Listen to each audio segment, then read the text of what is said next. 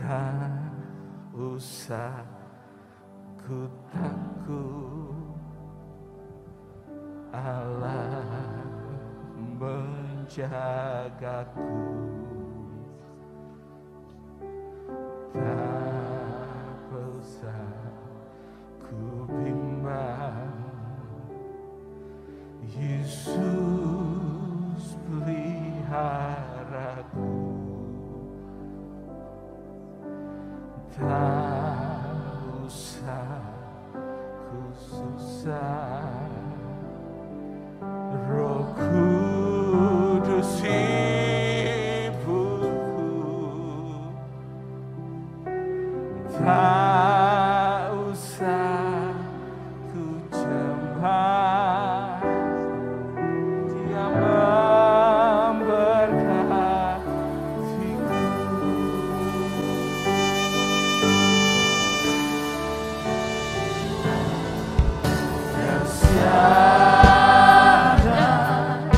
El Shaddai,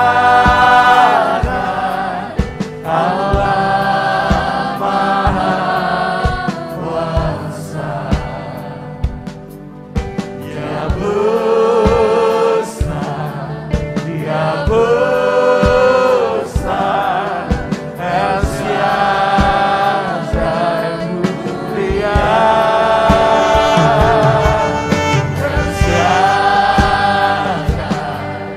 El Shaddai, Allah Maha Kuasa. Berkatnya berlimpah,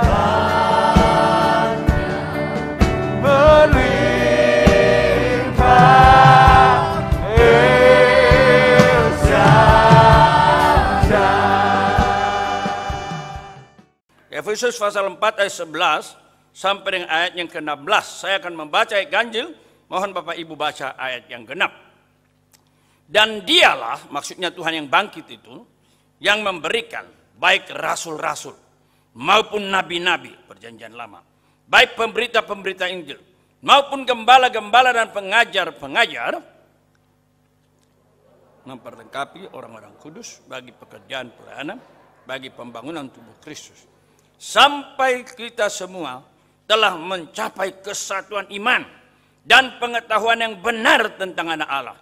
Dewasa penuh, inilah tema kita, dewasa penuh. Dan tingkat pertumbuhan yang sesuai dengan kepenuhan Kristus. Bukan lagi anak-anak yang diombang-ambingkan rupa-rupa angin pengajaran oleh permainan palsu manusia dalam kelicikan mereka yang menyesatkan. Tetapi dengan teguh berpegang kepada kebenaran, bukan kepada kebiasaan, bukan kepada fanatisme. Aku suka pendeta itu, bukan. Tapi kepada kebenaran, sekalipun Bapak Ibu tidak suka gaya pendetanya, Bapak lebih suka gaya Jawa, marah pun senyum, nggak suka gaya Batak, senyum pun kayak marah. Itulah sialnya kita ini, tertawa pun kayak marah. Tapi harus disyukuri, ya udah dicipta dari sana. Berpegang teguh kepada kebenaran dalam kasih, kita bertumbuh dalam segala hal ke arah Kristus. Dia adalah kepala. 16.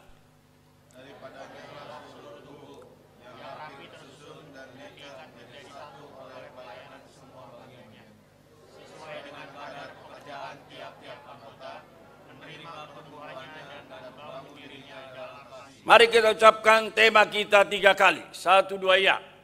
Dewasa dalam Kristus. Sekali lagi. Sekali lagi. Sekarang tunjuk dirimu. Dewasa dalam Kristus. 1, ya.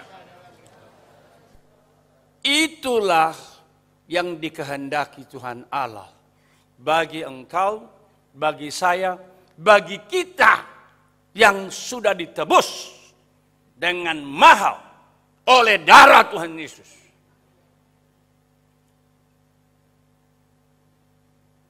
Kita dijadikan anaknya. Demikian Efesus pasal 1. Sebelum permulaan dunia, Dia mengadopsi engkau dan saya. Itu Efesus 1. Kalau dia Alkitabnya, Efesus 1, sebelum dunia diciptakan, terpujilah Allah, Bapa Tuhan kita Yesus Kristus, telah mengaruniakan kepada kita segala berkat rohani dalam sorga. Apa itu berkat rohani? Ayat 4, di dalam Dia, Allah telah memilih kita sebelum dunia dijadikan. Puji Tuhan. Supaya apa? Supaya kita kudus, supaya tidak bercacat. Jangan pelayanan ada udang di balik batu. Jangan pernah doa sampai akhir hidupmu. Saya melayani bukan mau cari duit. Saya melayani bukan cari popularitas. Saya melayani bukan cari aman. Tapi saya melayani mau menyenangkan hati Tuhan. Kapan itu kita nyanyi di sini? Tuhan, ku mau menyenangkan-Mu. Tuhan, bentuklah hati ini bagai jadi bejana untuk hormat-Mu, agar betul referennya, menyenangkan-Mu, senangkan-Mu, hanya itu kerinduanku. Diulang lagi, menyenangkan-Mu, senangkan hati-Mu, hanya itu kerinduanku. Saya yakin Bapa Surgawi senang kalau itu dalam dirimu. Di hadapan Tuhan Yesus dan setan, saya akan berkata, itulah kerinduanku sekarang. Makin dekat dipanggil pulang, saya berkata, aku ingin menyenangkan Tuhan. Makan nggak banyak yang dimakan lagi, apalagi diabetes. Uang mau sebanyak apa? Boleh kasih saya uang berlimpah, saya bagi, saya berkata gitu. Makanya STT Trinity adalah STT yang penuh dengan beasiswa. Oh iya. Makanya Patrice Smith yang mau dipolisikan oleh pengkhotbah hebat itu, sebelum saya kenal dia makin dekat, saya lihat ini orang hebat ini. Ini teolog muda ini. Saya berkata, kau saya sekolahkan mau masuk S2? Wah, terima kasih Opung. Waktu mamaknya masih hidup itu. Oke, daftar sekarang. Ternyata dia di Manado. Saya kira dia tinggalnya di sekitar Jakarta. Daftar, baik Pung, pendaftaran sekian, langsung saya transfer. Besokannya dia bilang, maaf Pung, sudah tertutup. Ya sudah. Kemudian ibunya meninggal dunia dan seterusnya. Itulah sebabnya ketika saya tahu pengkhotbah terkenal itu mempolisikan dia. Sudah gila kali kamu ya. Dia pengkhotbah, kamu pengkhotbah. Coba dia nggak setuju dengan isi khotbahmu. Jawab saja dia, panggil dia. Kau lebih tua dari dia. Bila perlu tegur dia keras. Jangan pakai tangan polisi untuk membungkam seluruh pengkhotbah. Jangan lupa Bapak Ibu, perjanjian lama dan perjanjian baru penuh dengan perlawanan kepada pengajar-pengajar sesat. Setuju? Itulah sebabnya ketika saya diminta oleh panitia, apa temanya Pak? Saya berkata, dewasa dalam Kristus. Karena apa? Saya lagi menggumuli sekarang pengajaran-pengajaran yang menipu. Dan Tuhan ingin kita dewasa. Bapak Ibu juga yang punya anak. Betapa senangnya hatimu kalau anakmu makin dewasa, bukan? Betul nggak? Bayangkan anakmu 5 tahun, 10 tahun, 15 tahun tetap kerdil. Kecewa. Tetap diaku anak, tapi kecewa. Bayangkan sudah gede, sudah teriak mengajar anakmu. Bukan saja tidak mendengar, tidak berterima kasih, tetapi memaki-makimu. Bayangkan. Tapi bayangkan di sisi lain, anakmu itu cuma satu kerinduannya. Bagaimana supaya papa mamaku senang. Salah satu anak saya lihat begitu. Tajam sekali. Yang lain juga begitu, tapi ada yang sangat menonjol. Begitu dia tahu mamanya di rumah sakit. Ya, makanya juga nggak ikut ke sekarang karena kurang fit. Langsung dia berkata, Papa rumah sakit saja, langsung. Saya sudah bujuk, nggak mau dia. Saya bilang, loh, nggak ada masalah dana. Saya kan sudah bikin mama asuransi. Buat apa saya bayar tiap bulan 3 juta? Kalau nggak mau memanfaatkan fasilitas. Ya sudahlah, apa yang bikin mama kita senang, itu aja kita lakukan. Dia tidak mau. Kau tahu tadi malam jam 1.20 sampai jam 3.40 saya nggak tidur. Terus tongkrongin dia, doakan dia, tumpang tangan, usir dengan kuasa gelap. Sebentar dia merasa lega, dia tertidur, bangun lagi, jerit-jerit lagi. Besokannya dia langsung datang untuk melihat mamanya. Sebentar saja, tapi senang kan? Saya berkata, oh bagus. Dia tahu menyenangkan hati mama papanya. Mamanya sudah keliling dunia di bawah papanya. Tapi belum ke apa? New Zealand. Mama suka New Zealand. Tahu nggak Pak? Langsung dibeli tiket berdua buat kami. Langsung dibeli. Sayang, manusia berencana. Belum tentu jadi. Langsung COVID, New Zealand tertutup. Tiket hangus. Tapi istilah Pak Muhammad, niat yang baik sudah pahala, bukan? Nah itu. Anak yang tahu kehendak papanya, kehendak mamanya, ingin menyenangkan, itulah maunya orang tua. Dan itulah maunya Bapa Sorgawi. Makanya lihat itu, ayat yang ke-13. Sampai kita mencapai kesatuan iman, tapi nggak cukup cuma satu. Pengetahuan yang benar, harus benar. Dan perhatikan kata selanjutnya. Dewasa penuh. Nggak cukup dewasa. Sedikit demi sedikit, tiap hari. Gimana lagunya ada ya? Tiap Tuhan mengubahku, dia ubahku. Ada lagu begitu. Tapi ada juga lagunya yang saya lebih suka.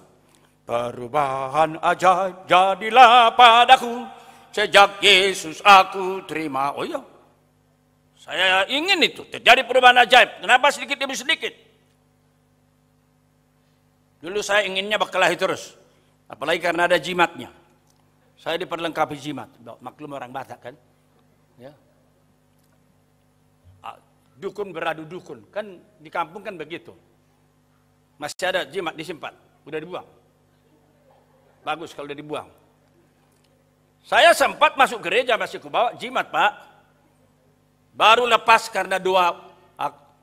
Apa itu? Aku percaya kepada Allah Bapa yang Maha Kuasa, Halik langit dan bumi. Persis waktu ngomong Bapa yang Maha Kuasa, mulut saya seperti ada yang mengkatupkan. Kalau dia Maha Kuasa, kenapa ada jimat? Dalam hati saya, sial nih. Saya karena buru-buru, saya pemimpin kor paduan suara di gereja. Jadi buru-buru nggak aku lepas jimatnya. Masih tetap ikat pinggang merah itu.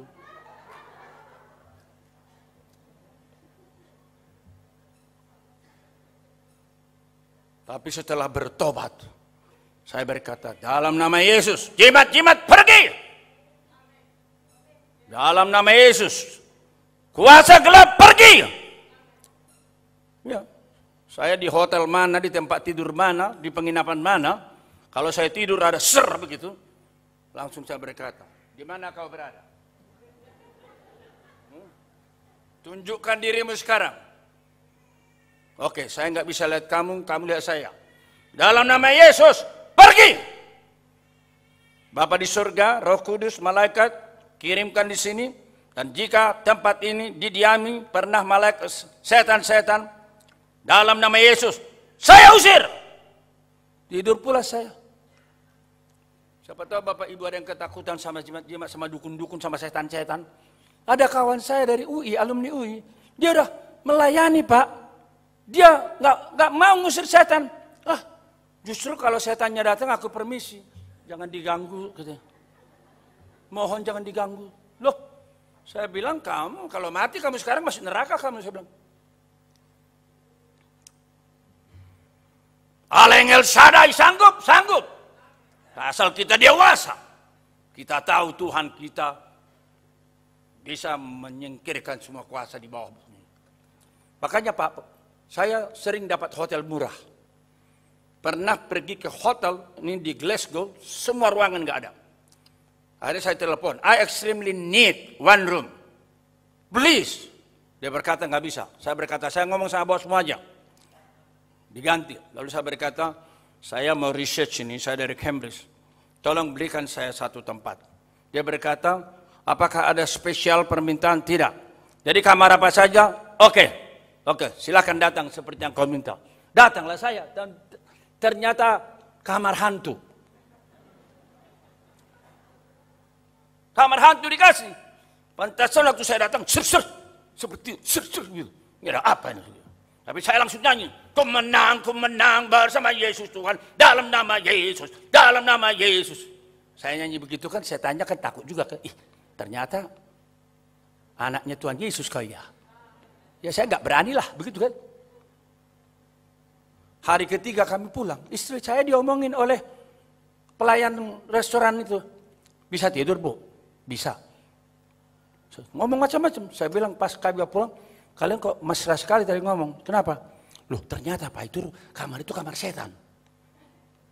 Yang dia kasih kita, oh dia bilang gitu. Makanya jarang itu kamar itu dipakai. Karena kadang-kadang malam hari, jam 2 pagi orangnya udah pindah tempat tidur. Kadang-kadang wastafel nyala, nggak ada yang buka.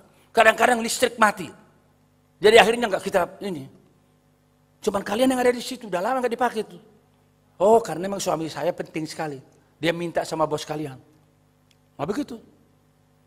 Jadi bagus juga ya. Kamar 4, kamar 13, kamar berapa katanya kamar setan. Itu kamar murah. Apalagi kamar gratis. Ada rumah dijual murah. Saya berkata kita beli. Kita bawa anak Tuhan. Kita bikin kebaktian. Bersihkan. Berani? Berani dong. Tapi jangan nekat. Jangan masuk tidak dibersihkan dulu. Nanti dicekek. Ada pemilik perusahaan di Bandung panggil saya. Karena karyawannya dicekek-cekek. Akhirnya ya sudah kita doakan, kita bersihkan. Dan sejak itu nggak ada lagi. Dewasa dalam Kristus karena apa? Karena banyak masalah. Ada badai. Ada topan. Itu yang kita baca 14 tadi. Mari kita baca. 1, 2, 3 ya. Sehingga kita bukan lagi anak-anak yang diombang-ambingkan oleh apa? Rupa-rupa angin pengajaran. Berarti banyak pengajaran, rupa-rupa. Dan perhatikan kalimat yang penting selanjutnya. Oleh permainan palsu. Kita senang bermain. Tetapi kalau itu ternyata permainan palsu, kita senang teman. Kalau itu teman palsu, kita senang kongsi, mitra bisnis, teman pelayan. Ternyata kalau palsu, dan perhatikan kata selanjutnya. Setelah permainan palsu manusia dalam kelicikan, saya tanya. Kelicikan itu mudah diketahui atau tidak? Tidak mudah. Sekarang kita lihat. Salah satu pengkhotbah besar yang bolak-balik datang ke Indonesia. Mari kita lihat, tolong Pak Carlos tunjukkan. Kita lihat. Itu sebabnya saya berkata, sama KKR bersejarah terbesar di Indonesia. Tahun 2007, Pastor Benny Hinn mengatakan pada momentum terakhir plan, Jakarta 2006, di Taman Impian Jaya Ancol. Saya hadir di situ bersama Komjen Togar Sianipar, saudara saya berkata, oke, aku pengen lihat pengkhotbah besarmu itu. Bukan pengkhotbah besar saya itu. Kalau pengen ya oke. Kami berdiri, bayangin jenderal berdiri di karnaval itu. Gak ada tempat duduk memang. Lalu setelah 40 menit, mana sembuhnya, mana sembuhnya. Palsu ini katanya. Begitulah dia. Makanya saya bikin di YouTube saya. Komjen Togar Sianipar yang kritis. Kalau Komjen bisa kritis, kok pendeta goblok-goblok sih? Blow-on sih. Karena blow-on akhirnya jemaatnya dibiarkan blow-on. Biarkan ditipu. Setelah kira-kira menit ke-55, ada orang dari keramaian. Langsung dari panggung kehormatan tepuk tangan. Tapi saya terus kembangkan kepekaan. Benar atau salah? Ini kayaknya rekayasa nih. Terus dia ngomong, benar itu Pak Billy. Saya kan Bapak si Billy. Benar itu Pak Billy. Ya katanya benar. Jangan-jangan rekayasa itu. Datang dari sana. Jadi kita udah curiga tahun 2006. Tapi apa yang terjadi Bapak Ibu sekalian? Tahun 39 tahun kemudian dari pelayanan pertamanya. Tahun 2019 kalau nggak salah. Pendeta Kostihin, ponakannya sendiri mengatakan kepada wartawan yang mewawancarai dia. Tidak ada mujizat seperti itu. Hah? Kau tidak lihat itu kursi-kursi apa? Kursi roda namanya ya. Dia berkata, saya lihat, tapi itu kerjasama panitia. Maka lihat, jenis kursinya di mana-mana dia KKR pasti sama. Di bandara mana dia KKR pasti sama. Kalau mau katanya, ku tantang kau, bawa orang lumpuhmu atau kankermu yang nggak bisa jalan, bawa langsung ke belakang panggung. Saya akan saksikan, pasti kalian diusir karena tidak ada seperti itu. Dan apa yang terjadi? Mari kita lihat lagi foto-fotonya itu. Sebenarnya nanti malam kita lihat videonya. Nah, lihat ini, KKR Benny Hinn berbagi cerita. Nah, media-media seperti ini membantu menipu jemaat. Itu lihat itu lautan manusia itu di depan Ancol kurasa itu. Lanjut di bawahnya. Ini lihat itu. Lanjut bawahnya. Nah, ini di akun saya. Di atas saya tulis, itu akun saya itu. Mujizat palsu mania. Para pengikut fanatik, perhatikan. Benny Hinn. Di situ yang Bapak AS itu berkata, ditulis seperti itu, dia sudah di profile. Dipolisikan, dia menghina saya. Loh, saya sedang mengatakan apa? Benny Hinn sudah terbukti penipu. Anda gimana? Bertanya saya. Karena apa? Ada salah satu video dibikin panitia, 10 penyembuh terbesar dunia. Salah satunya ada di Indonesia. Tahu siapa namanya? Ya ini. Nah ternyata salah satunya itu Benny Hinn.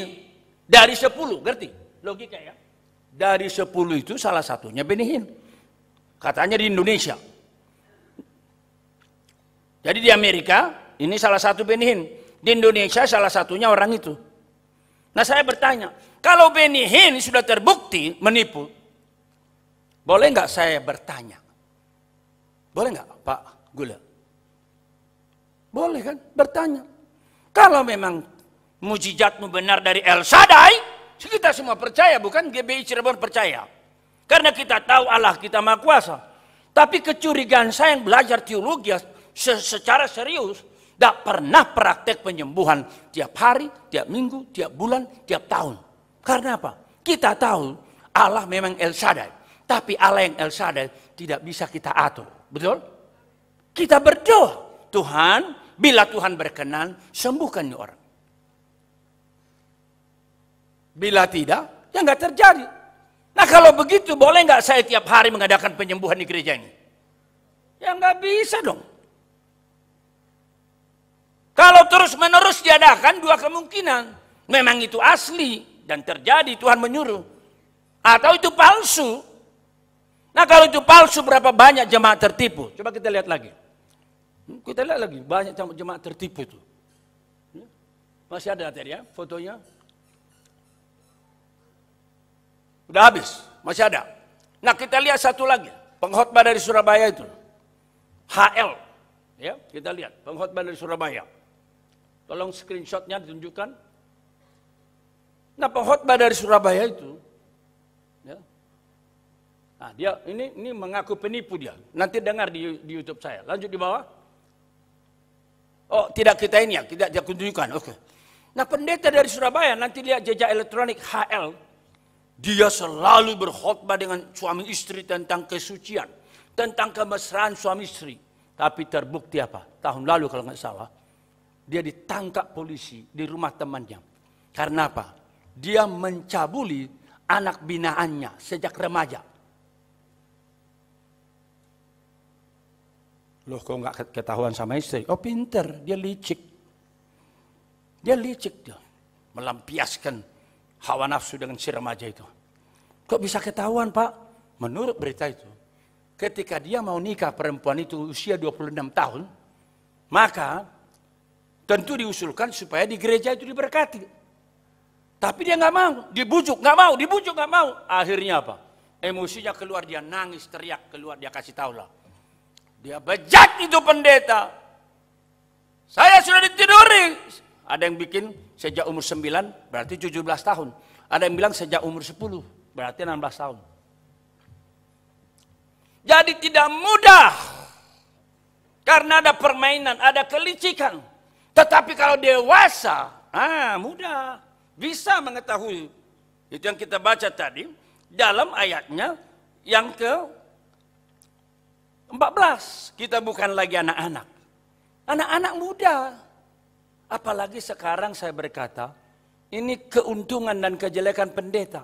Pada umumnya jemaat percaya kepada pendeta, betul nggak? Takut jemaat menolak pendeta, merasa berdosa. Nah ini yang sialnya. Pendeta penipu dihormat-hormati, dipuja-puja. Saya jungkir balik memberikan pengajaran. Sebenarnya dalam hati saya di akun saya itu, kalau kamu tidak mau mendengar itu urusanmu. Ya sudah, kagum, jangan bilang tua bangka kamu. Sebentar lagi kamu mati, dikubur kamu. Kamu merasa sok pintar. Loh, saya berkata emang saya pintar. Saya tinggalkan insinyur saya belajar serius sesuai orang tua saya. Orang tua saya mengusulkan kalau betul kamu dipanggil Tuhan. Dari insinyur, kita sekolahkan kamu.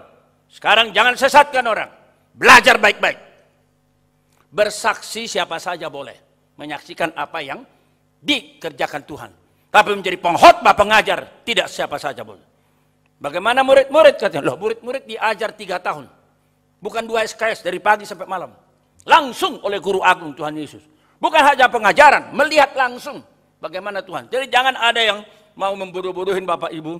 Lihat itu murid-murid gak pernah belajar. Petrus gak pernah belajar. Omong kosong itu. Diajar, Matius 4:19, dipanggil, aku jadikan kamu menjadi penjala manusia. Baru Matius 28, baru dikirim. Saya senang GBI Kalvari mendengarkan khotbah seperti ini. Kalian sudah bertahun-tahun mendengarkan saya berkhotbah. Kiranya kalian dijaga dari segala macam penipuan. Amin. Ini ada sini. Bagaimana caranya kalian terjaga? Setelah kalian diharapkan, dirindukan oleh Bapa Surgawi dewasa. Yang kedua, diberitahu ada badai topan di luar sana. Yang ketiga, dikasih tahu apa? Inilah langkah praktis yang harus kita kerjakan. Mari kita baca ayat 15. Bagaimana caranya? Supaya luput dari kelicikan ini. Mari kita baca sama-sama. 1 ya. Tetapi dengan teguh berpegang kepada kebenaran di dalam kasih. Kita bertumbuh dalam segala hal ke arah Dia. Kristus adalah kepala. Perhatikan kata-kata ini. Berpegang teguh kepada apa? Kebenaran. Bukan kepada kebiasaan. Bukan kepada tradisi. Bukan kepada fanatisme. Ada orang berkata kepada saya begini. Anda kan alirannya lain. Kita alirannya lain. Ya biarin aja. Saya berkata Alkitab itu bukan aliran-aliran. Gimana Pak Gule? Koreksi saya kalau saya salah. Alkitab nggak aliran-aliran.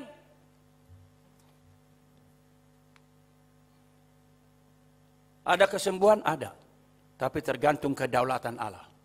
Makanya baca Matius 9. Tuhan, jika Tuhan mau, Tuhan dapat menyembuhkan saya. Jika Tuhan mau, artinya apa? Allah itu berdaulat, Allah itu bebas. Tuhan dapat, artinya apa? Allah Maha Kuasa. Jadi kalau percaya doktrinnya benar, ingat. Allah itu Maha Kuasa, betul. Tapi Allah itu juga Maha Bebas. Bapak juga bebas melakukan atau tidak melakukan, bukan? Bebas. Bapak surgawi terutama. Berpegang teguh kepada kebenaran. Bukan kepada kebiasaan. Bukan kepada fanatisme pengkhotbahmu. Biarpun pengkhotbahmu itu adalah ommu, seperti Kostihin itu. Kalau dia sesat, katakan sesat. Kostihin menyebarkan ke seluruh dunia. Setelah 39 tahun, terpaksa dia mengaku, betul, saya menipu. Istrinya pun ingin memenjarakan dia. Karena dia ketahuan ada affair juga. Lihat ini, pengkhotbah besar, doakan Bapak Ibu. Mungkin mereka pengkhotbah busuk. Dan saya yakin, pengkhotbah busuk, meskipun menggelegar suaranya, kelihatan hebat, hidupmu tidak akan dirubah oleh dia. Karena apa? Kesejatian menghasilkan kesejatian. Coba diulangi, 1 ya. Kepalsuan menghasilkan kepalsuan. Itu sebabnya kalau Bapak Ibu, Bapak yang benar, ibu yang benar, gak usah khawatir anakmu seperti apa. Ajar saja, doakan saja, bawa Tuhan kepadanya. Kalau dia tidak mau lagi, bawa dia kepada Tuhan. Saya ulangi ya, selalu perkenalkan Tuhan kepada anakmu. Dan selalu perkenalkan anakmu kepada Tuhan. Tuhan, anakku makin bandel. Tuhan, anakku makin ini. Tuhan, anakku, kasih tahu. Maka apa yang terjadi?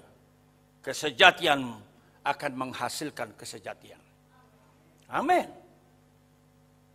Perhatikan, pelototi kiri kananmu. Siapa bapak ibu yang hidupnya brengsek menghasilkan anak yang bagus? Pada umumnya tidak. Galatia 6 berkata, apa yang kita tabur akan kita tuai. Berpegang teguh kepada kebenaran. Maka kesimpulannya, mari kita lihat kesimpulan penutup. Ya, saya catat beberapa poin untuk kita ingat. Tadi pagi langsung ada orang yang foto. Saya bilang bagus lah. Ya, tolong kesimpulan penutup. Nah, mari kita baca yang pertama. 1, 2 ya. Kehendak Tuhan bagi kita semua dewasa dalam Kristus. Dalam pengajaran, dalam moral, dalam karunia. Oh iya dong. Pengajaran. Sejauh mana ini benar, ini salah. Harus dewasa. Yang kedua, 1, 2 ya. Peringatan dari Tuhan kita. Badai topan pengajaran palsu, licik. Itu peringatan. Kerinduan Tuhan kita apa? Kehendak Tuhan bagi kita. Kita semua dewasa. Tapi peringatan Tuhan kita. Lihat, ada berbagai rupa angin pengajaran. Badai topan. 39 tahun Benny Hinn baru ketahuan. 16 tahun pendeta Surabaya itu baru ketahuan. Kalau baca buku saya, Kristus Pasti Datang, warna merah. Itu ada kelompok pasar minggu, berapa tahun baru ketahuan. Ada kelompok Bandung, Pondok Balenda. Itu yang dikendalikan oleh Gereja Betel juga. Ya. Pondok Balenda Bandung. Mangapin Sibuya. Masih di penjara nggak? Atau udah lepas? Ya. Menyesatkan 300-an orang. Termasuk alumni TB, termasuk dosen akademi. Wah, mereka menunggu Yesus datang. Yang datang bukan Yesus, polisi. Itu dia. Makanya hati-hati. 3 jualan laris para pendeta palsu. 3 jualan laris. Apa itu? Penglihatan, nubuatan, dan penyembuhan. Saya ulang ya. Jualan laris. Karena umat itu, apalagi kalau malas berpikir, senang penglihatan. Ada dukun yang dia akunnya, dia katanya melihat ada pedang. Jadi akan ada pembunuhan terus-menerus di Jawa. Saya berkata, apa-apaan sih ini orang? Kalau bertobatlah. Gara-gara itu saya lihat terus akunnya. Hampir semua soal yang dibicarakan setan. Yang kau bahas itu setan, mana firman Tuhan? Dan itu adalah pengagum, sama-sama itu pengagum pengkhotbah yang terkenal tadi. Hati-hati. Ini di live streaming. Saya peringatkan Anda tidak bisa menipu menghapus segala. Dan jangan mengancam menghapus segala. Sudah tua ini. Kalau gara-gara ini mati, terpuji nama Tuhan. Kalau gara-gara ini masuk penjara, terpuji nama Tuhan. Istri saya dia agak ketar-ketir. Pak, nggak usah terlalu keras. Saya bilang, tenang Ma. Kalau saya masuk penjara, kalian nyanyi di rumah aja saja. Gak usah repot-repot. Itu resiko pelayanan. Kalau katakan yang baik-baik saja tidak ada musuhmu. Tapi kalau kau katakan yang benar, karena mengatakan yang benar, Yohanes Pembaptis dipancung. Betul? Karena mengatakan yang benar, Tuhan Yesus disalibkan. Lalu perintah Allah lagi. Oh, waktu sudah habis. Sorry. Perintah Allah berpegang teguh kepada kebenaran. Itu tadi. Nah, gimana caranya? Praktisnya. Mari kita baca. 1, 2 ya. Ikuti pembinaan di gereja. Ikuti Bapak Ibu. Ada hari Rabu, ada hari Kamis. B. 1, 2 ya. Rajin belajar Alkitab dan buku-buku rohani yang baik. Nanti lihat 1 Timotius 4:13, 2 Timotius 4:13. Begitu dia. Atau bisa kita baca sebentar? Ya, saya mohon waktu kalian sedikit lagi. 1 Timotius 4:13 dikatakan bertekun membaca kitab suci, membangun dalam mengajar. 2 Timotius 4:13 dia berkata apa? bawa buku-bukuku, terutama perkamenku, ya, nggak muncul ya. Lalu C, awas YouTube penipu, seleksi. Tanya gembalam, YouTube mana yang bagus. Tanya kawan dekatmu yang paham. Wah, saya senang. Tadi saya dibawa makan sama Pak Carlos sama Pak Agus. Ada percakapan yang bagus. Itu bunga asli. Enggak, kata Pak Agus. Ah, masa sih? Terus jalan itu Pak Carlos. Mendekat. Iya ya, kok mirip sekali ya? Ternyata palsu. Terus saya berkata, kok Bapak tahu sih mana bunga asli, mana palsu? Padahal dari jauh. Pak Agus bilang, lihat aja itu anggreknya itu. Ya kan seperti anggrek beneran. Terus dia bilang gini, sama seperti Bapak. Kok Bapak tahu ajaran bagus, ajaran miring? Karena Bapak sudah mengenal mana ajaran yang benar. Miring sedikit langsung Bapak tahu. Saya juga mengenal anggrek yang benar. Aneh sedikit bunganya, langsung saya tahu. Kiranya Bapak Ibu semua GBI Kalvari, dewasa dalam Kristus, hidup benar, dan jangan mau tertipu.